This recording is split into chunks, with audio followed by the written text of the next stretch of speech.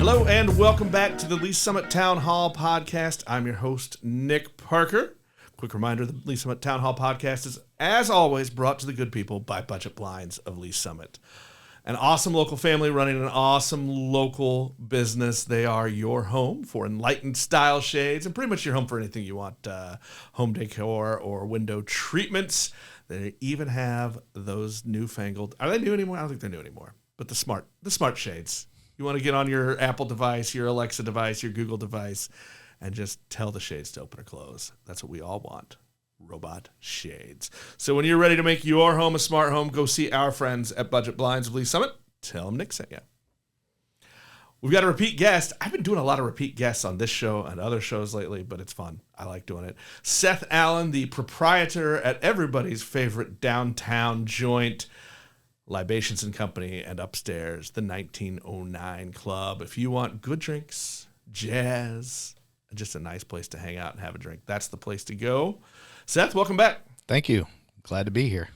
I wanted to bring you back because I think it's worth talking about how much this thing has grown. I mean, you started in the tiny little place, and we talked about this the last time you were on, yep. And then you moved to the corner, took on the huge place, and it just kind of keeps evolving a little bit. And now you've got, not only is it an active jazz club in downtown, but it's kind of become a metro hub, I feel like.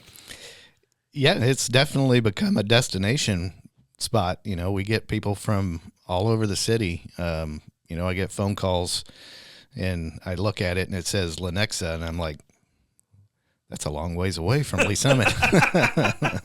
Well, and for lazy people like me, that's a long drive for a good cocktail. Yeah. Well, it's worth the drive. What definitely was there a point that you noticed it wasn't just? I mean, look, you built such a cool place, especially before you moved. That you knew your clientele. Sure. I mean, it was my Cheers, right? Like we all knew each other. We knew the people that went in and out that door. Yeah. We got to know you and your other bartenders and stuff. And you still have that atmosphere. Yes. But there was a point when you're like, this isn't just the Lee Summit folk. Yeah. Yeah. Yeah. That's definitely something that's happened, especially since we moved into the new location. It's still all the familiar faces, but especially on the weekends, people are showing up in groups of 8, 10, 12 people for wedding anniversaries and, whatever special occasion that they're having. And they chose Libations and Company to be the spot because either they want to show it off to their friends and family or from out of town, or, they just, they really enjoy the atmosphere and environment and the drinks. It's just, it touches a lot of different people in a lot of different ways. So they want to share that with others, which is great because there's no better advertisement than your own customers telling other people how much they enjoy something. So. Right. And it's really, you've got kind of two different experiences. Exactly. Downstairs, you've got the super classy, great lounge, right? Yeah. It's darn near a perfect lounge, right? I shoot for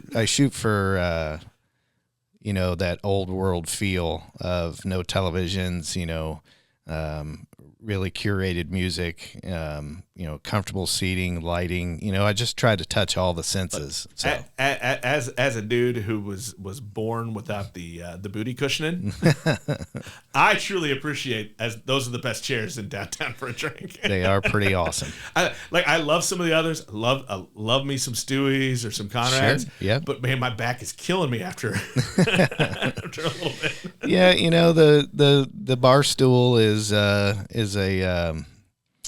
funny thing. You either don't mind it or you see one and you're like, there's no way I'm sitting on that bar stool for the next 2 hours. So we went all in on our bar stools. Right. I have contemplated whether or not I could actually get one under my coat on the way out the door. But I think that's frowned upon. Yeah. We would probably miss. Yeah. You'd notice? Yeah. Yeah. We'd miss it. But then upstairs, you've got a whole jazz joint going on with great music. And now I think you just told me the other day. Now you are going to have music basically 4 nights a week. Absolutely, every week. Absolutely. The 1909 Club. We're reaching a point now where it's well established, and we've drawn some world-class talent to downtown Lee Summit to perform on a monthly basis at the 1909 Club. We've got a 3-time Grammy winner who performs on a semi-regular basis. We have people that have toured around the world with some of the greatest musical acts there's ever been, and they've committed to performing at 1909 Club on a monthly basis. So we now have a total of 7 resident acts that will perform each month. Can you name those for us so that everybody knows? Absolutely. Kevin Church Johnson, who performs primarily R&B, soul music. Right. He's a drummer, singer. His most recent kind of act for his day job is he performs with Tech Nine and does a lot of studio recordings for him. That's awesome. Yeah. So just to have that connection is pretty cool. But Kevin has an amazing following, and he's an incredible artist. And then the J Love Band, who is a really exciting 4, sometimes 5-piece soul R&B band. J Love she's an incredible artist. She's been performing in Kansas City for 25 years. She just lights up the stage, and it's a sold-out show every time she performs. And then we have Jackie Myers, who is primarily a piano player, but she plays also the organ. She drags up this massive Leslie organ that's, it's like 5 different. How does that get up those stairs? She is like a Sherpa. She straps these things to her back and comes up the stairs and sets it all up. And I mean, it's wild. She has to take her shoes off to play because, it's got all these foot pedals and stuff. But it's incredible. It sounds so good in the room. And Jackie actually is kind of a multi-performance artist. She this month we started a bi-monthly kind of special event called the Jazz Spotlight. It actually starts tonight. It's her and a couple other featured artists that will rotate, where she'll bring in, really accomplished artists from the Kansas City area to perform with her, and she's just going to explore the genre of jazz, and not just stick with easy jazz or cool jazz or whatever. I mean, she's really going to dive deep into the whole spectrum of jazz. So this will be kind of a thing that just a running show. Exactly. It's not really like a jam or anything. It's more of this week we're, celebrating, piano led jazz, or she'll bring her organ in and, we'll do like Memphis and New Orleans style jazz. Oh, that could be fun. Oh yeah. And she's an amazing artist. And so she can really, really explore the genre and take you on a different trip each time she comes in. And she's also a resident musician with her trio, which is a drummer and an upright bass and her piano. And she really, really is a great entertainer. So you'll see Jackie Myers quite a bit. And then the other 2 Thursdays of the month that isn't the Jazz Spotlight with Jackie Myers is going to be called Soul Fundamentals with Julian Goff. Julian is really, really talented drummer, and he's going to direct a rhythm section essentially with featured singers, and really explore the spectrum of soul. Wow. Soul music, encompasses styles like R&B, blues, even like gospel. If you think about like James Brown, Sam and Dave, Sam Cooke, Otis Redding, you're thinking about soul music, and he's really going to dive into the world of soul. He's extremely educated about music and everything about it. So he's going to take us down the rabbit hole. The second and fourth Thursdays each month, and Jackie will take us down the jazz rabbit hole the first and third. So it's really not just a bunch of different shows. I mean, like these are, you can come watch a great show, but it also, like, if you want to nerd out to these are to these styles, you can really get into it. Yeah, it's very curated. These artists are taking the time to, create set lists that really kind of take you on a journey. They've put a lot of thought and effort into practicing and understanding what they're producing and showing to people. And then, we also have a performer that's committed. His name's Brody Buster. If you've been in Kansas City, and that's a huge get. I feel like I don't know.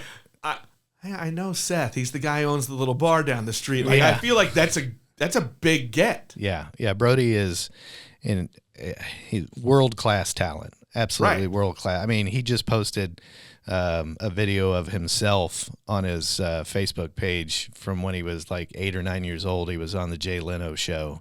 He performed with B.B. King on like a nightly basis when he was a child. I mean, this guy, B.B. King was quoted as saying, Brody Buster is probably the greatest harmonica player on earth. I mean, I'm paraphrasing, but that's what he said. And I mean, that's pretty high praise from, B.B. King. Right. So, and we got him, once a month. How did that come about?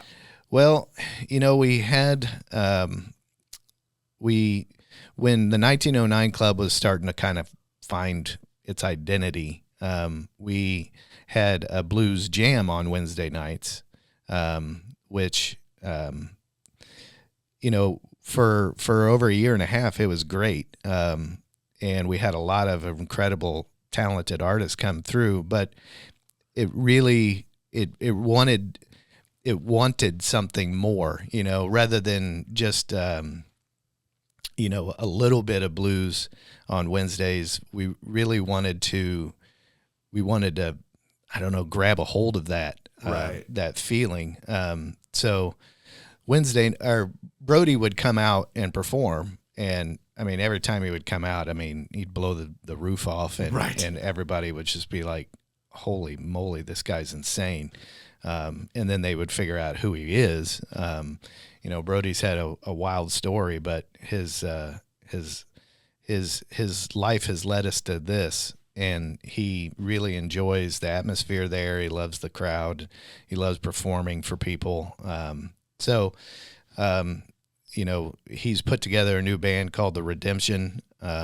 It's made up of some of the best blues musicians in Kansas City, including himself, obviously.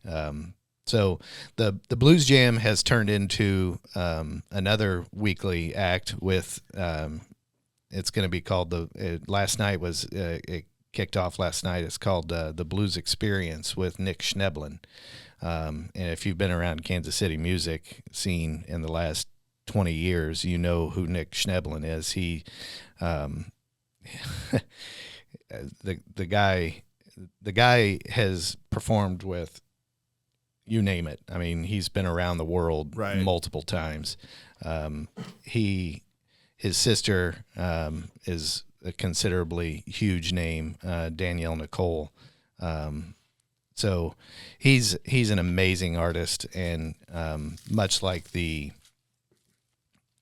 jazz experience and the soul experience. Nick is going to take us on a rabbit hole of blues on Wednesday nights, and that's going to be every week. So Brody Buster, Nick Schneblin, Jackie Myers, Kevin, Jamie, J Love, and then a couple more. We have Mike Bourne and Casey Boogie is the name of his group. Mike Bourne actually had the #1 single in the country last year on the blues charts. Insanely talented guitar player, and he's backed up by this awesome band. And they play kind of a jump Chicago blues styles. Super exciting, really, really fun. And they're going to perform every month. And then we have the MGDs, which is another huge get. They've been around Kansas City for a very long time, but they play this kind of fusion of Memphis and New Orleans jazz funk music. It's so much fun. One of the lead singers, he plays keyboards. He literally has 3 or 4, I think 4 keyboards stacked up. It looks like he's got 4 arms. Do you have anybody that comes in with the old 90s keytar? No, but J Love does have a guy that Gerald Dunn, and he plays, he calls it the funky whistle. It's like a digital saxophone. It's the coolest thing I've ever seen. That is cool. Yeah. Yeah. And, yeah, he can make it sound, like 20 different ways, but it looks weird. I mean, everyone in the crowd's like, the hell's this digital guy? thing with a mouthpiece, basically. Yeah. And he makes it sound so cool. I think that's all of our resident musicians, with the exception of one. The 4th Tuesday of each month, the Lee Summit Jazz Orchestra will performs. Which they have grown so much over the last few, 2-3 years, right? Yeah, they've gone from you see them at a couple of, some not local nonprofit events and galas and things, and Absolutely. They do an annual show here at Bridge Space where the vault is, an annual Christmas show they do here, which is fantastic. Oh yeah. But now they're doing a regular show. They kind of have a home joint now. Yeah. With the 1999 Club, and they're making great music, and they played at the first Jazz Fest last summer, which was awesome. Yeah. No, they did a beautiful job, and they do a beautiful job each week or each month at the club. And when Sean and I were talking about it, we're both music nerds. I mean, it is what it is. And we had this kind of envision of doing the jazz orchestra there, and my stage isn't very big, but they make it work. I mean, there's over 20 performers on the stage right at the same time, and the way these musicians play, there's people sitting 5 feet from the front row, and they are enjoying it. They're not getting their heads blown off by 20 musicians. You don't always go to a jazz concert to get your face melted. Yeah, right. Yeah, and you would think this would be a face melter because there's 20 people sitting in front of you, but they're incredible. I mean, the majority of them are music teachers. Right, they're local. A lot of them are local teachers. Yeah, so they're really dedicated to the performance and its quality. So make sure I didn't forget anybody, but yeah, I think those are our resident musicians. That's crazy. I have no concept of time after the pandemic, but it basically in 2 years, you're at this point now where you've got regularly scheduled bands. Like, these people have a home at your spot. Absolutely. And that's a testament to the appetite for live music in downtown Lee Summit, and in Kansas City. People travel from all over the city to come and see these artists. These artists are dedicated to the craft. That's what these folks do for a living. They are musicians. They don't just after work grab Right. instrument and go. These aren't the weekend, golfers, the duffers, right? And that's great. I love any musician who is dedicated to spending the time to perfect their craft and be good at what they do. But at the 1909 Club, we're really dedicated to, the artist. That's what we created the room for. We created the room for musicians and music lovers. So has this exceeded, or is it even just different from your vision? I mean, because you've been talking about having a jazz club for a long time. Yeah. I think when we first met, you were talking about it. Yeah. Is it different than your vision? Is it just grown bigger? How would you describe that? It's always a winding road. You have a destination in mind, and you kind of envision the journey, but it never goes to plan, right. Obviously. But I think, if you're genuine in your vision and you really want to take quality people with you along the journey, you treat people fairly, and you really are honest about where it is that you're wanting to take this. People, they get on board with you, and they want to achieve the same goal that you set out to accomplish. And my goal, and my business partner Ryan, he has played a massive part in the putting this thing together, and setting it on its tracks, and giving me the kind of autonomy to just jump in the driver's seat and take off and not really know what's going to happen.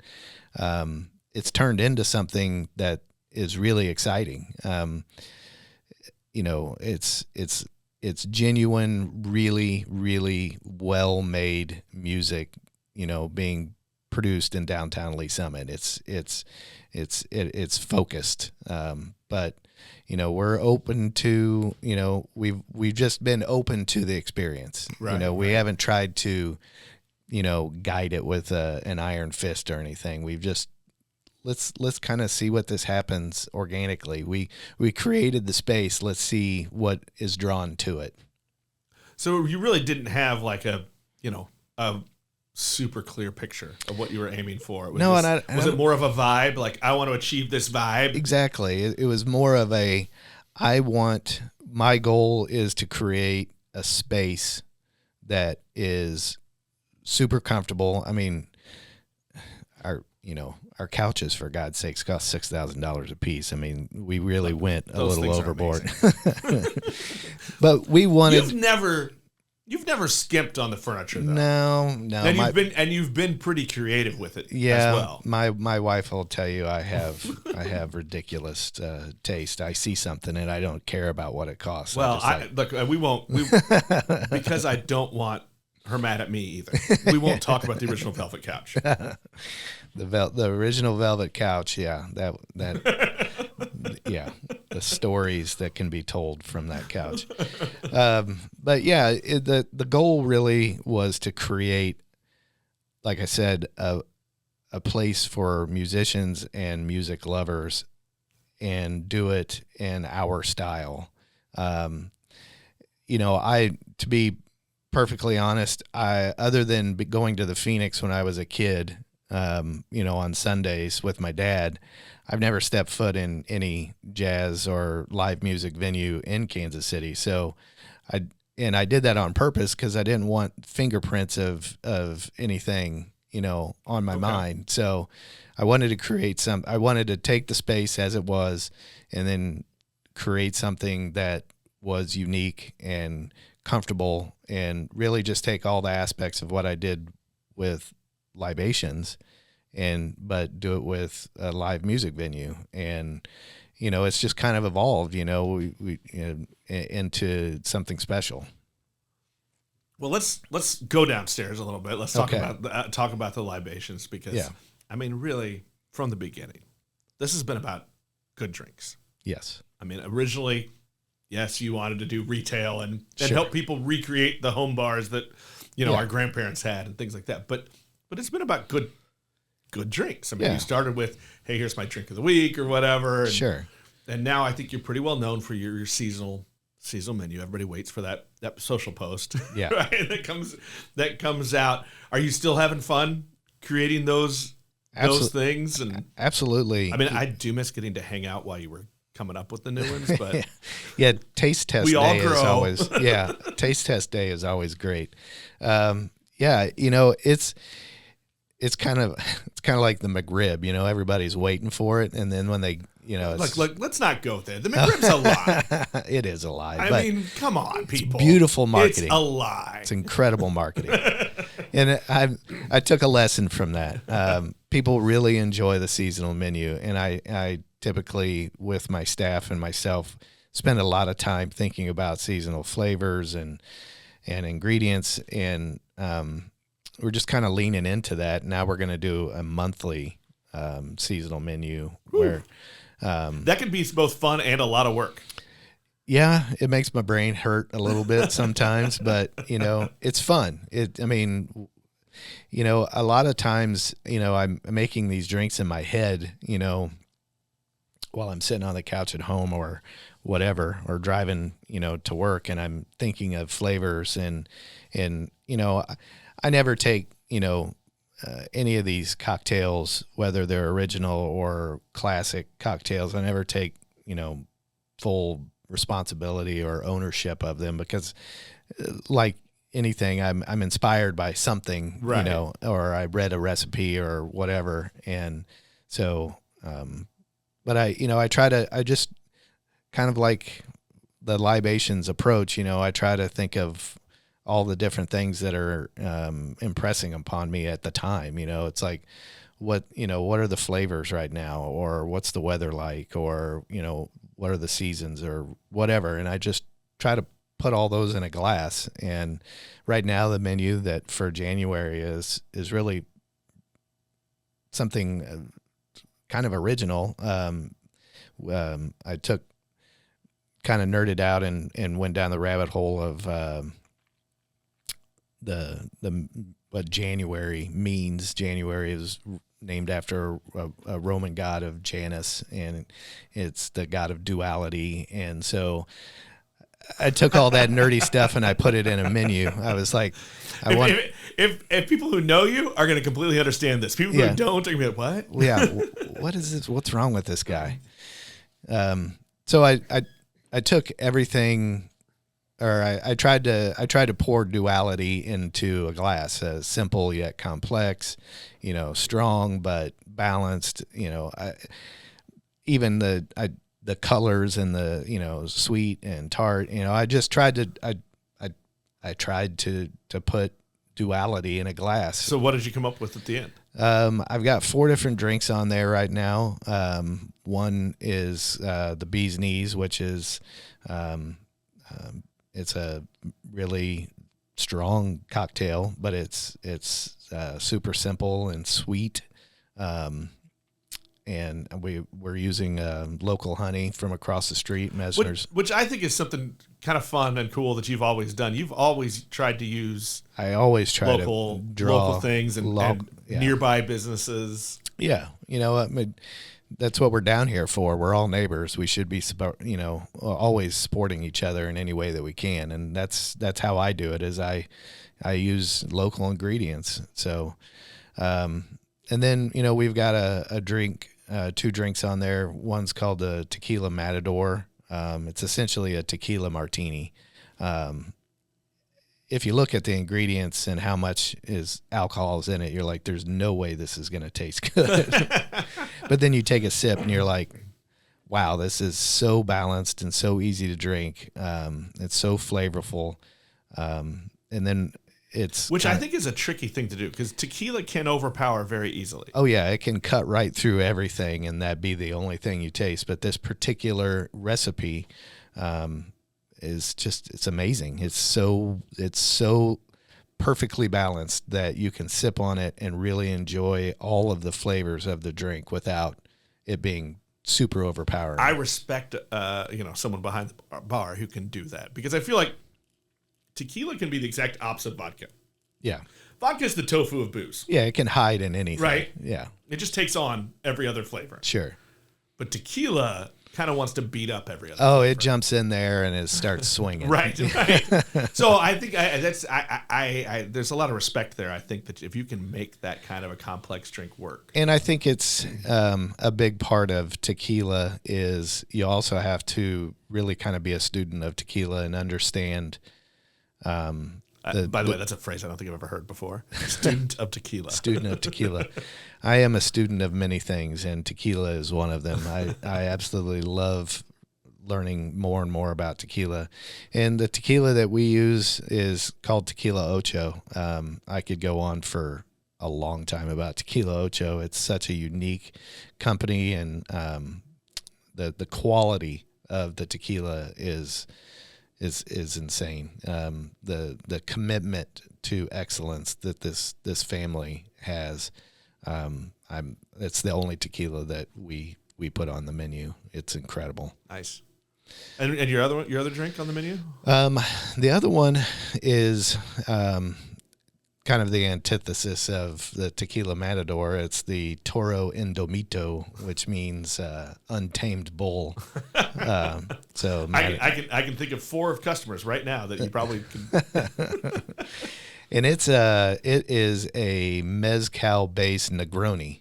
So if you're a Negroni lover, this is a mezcal based Negroni, and mezcal is has a very smoky characteristic to it. So it is a very unique cocktail that is extremely well balanced, very spirit forward. You don't have to be courageous to try it, but once you do try it, even if you're like, I don't like those flavors, for some reason these flavors mix together, they're insanely good, and they just dance together. They're just. I love drinks and foods that do that. Like, I don't like that. Yeah. But somebody twists them with other ingredients, and that works. And I'm going to use this because I think most people who know me know that, like, for me, the worst food in the world is the pickle. The food of the devil. Yeah. Well, duality. I eat pickles every day and drink pickle juice every day. No. I found a reason now to hate you. Really is what this tells me. But there are some things where, like, oh, that's an exception to prove the rule. And I'm going to say it here locally, Burn Theory, the food truck outside Diametric. Yeah. Their Cubano is amazing. And I loathe pickles. Yeah. I will eat that sandwich all day, every day. It works. Yeah. And I have other Cubans I don't like. Yeah. Well, but that sandwich, that Cubano is. Yeah. And it's sometimes it's the pickle, And I even like their Bloody Mary that has a lot of pickle juice in it. We have a new Bloody Mary on our menu. It's called the Real Dill. See, you're about to drive me away. I think even you would like this. It is so good.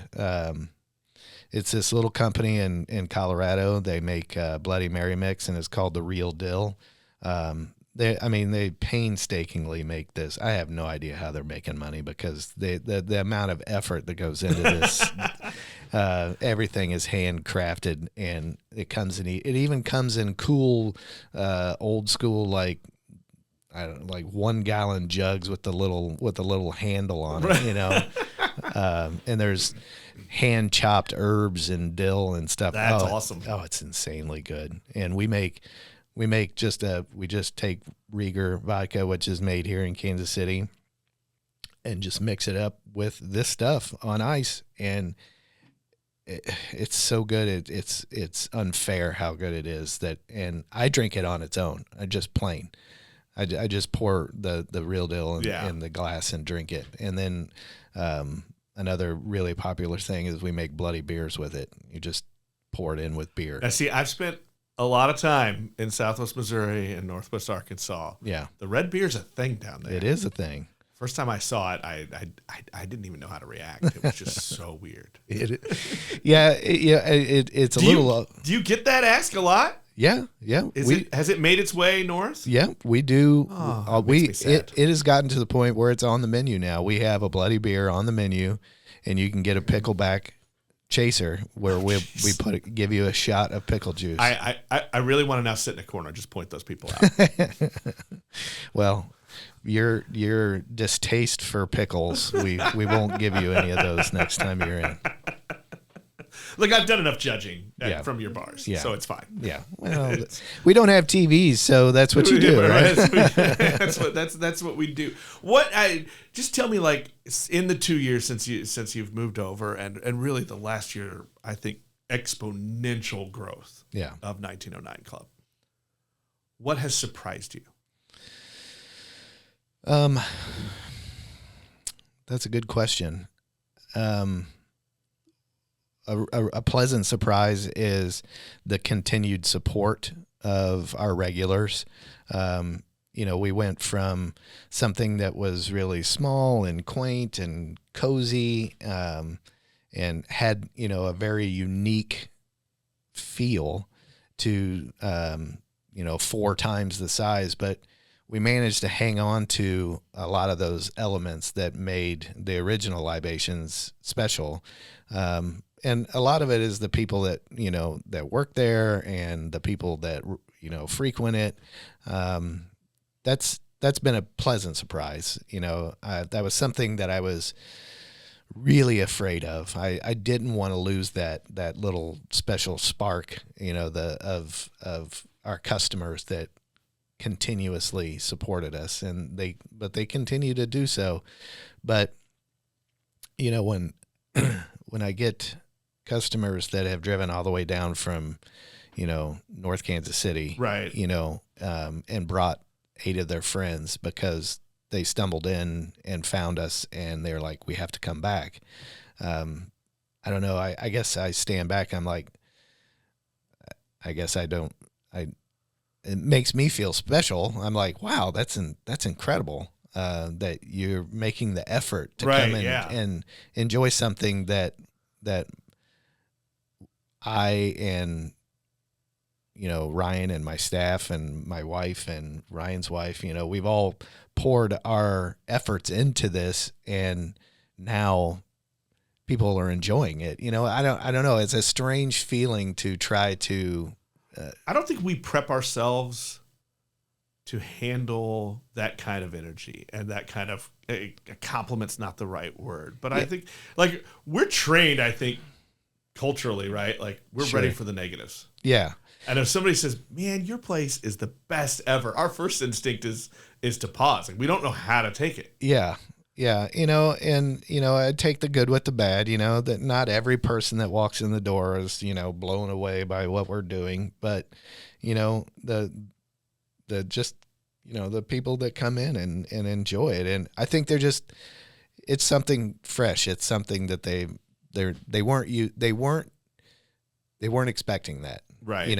We were dedicated 100% to hospitality and our guests' experience. And I think when people walk away, they feel like they almost walking away with like a souvenir. It's like, wow, that, I learned something about that cocktail, or, I've just never been to a place like this before. So I guess, it's just, that's kind of my favorite reason to oftentimes sit at the bar. Yeah. Is I want to watch it made. I love that. But also, Sure. like, sometimes, you get to talk to the bartender if it's not totally busy. Yeah. You get to talk to the bartender and kind of learn a little bit about it. And Yeah.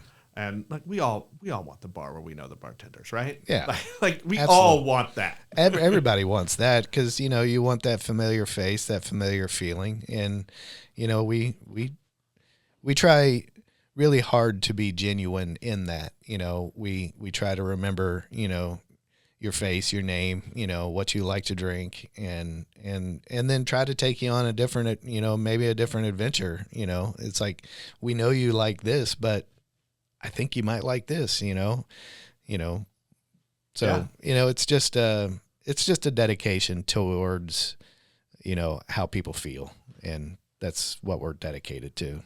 One of the last questions here, and mostly I'm just really curious about this. Sure. Is the Big O your take on the old fashioned? Yeah. Is it still a top seller? It's number one seller. Still, every from the beginning. From the beginning, that was the first cocktail that I ever offered, ever made in front of somebody at Libations, and it's still today the number one seller by a mile.